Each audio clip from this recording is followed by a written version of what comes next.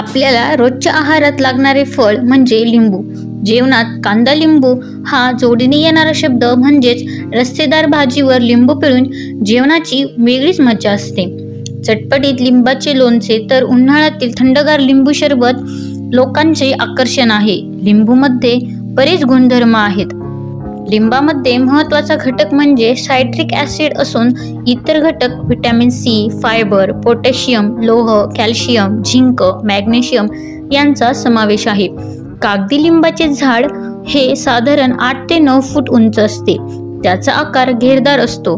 फांद्या पसरट असतात. या झाडाला मोठे मोठे काटे असतात. त्यांचा रंग हिरवा असतो.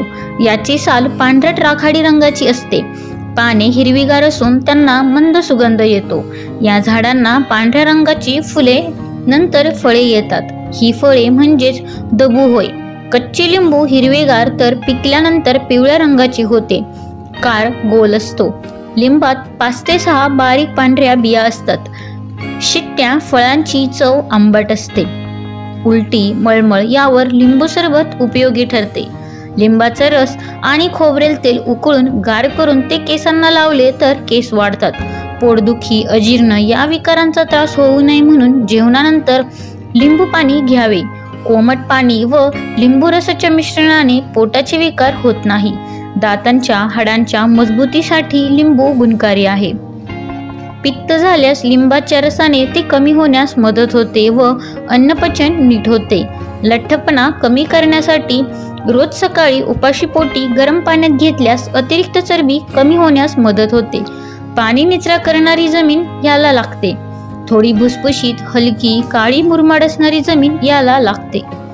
आता आलेल्या सुधारित जाती साई शरबती तर फुले शरबती आहेत.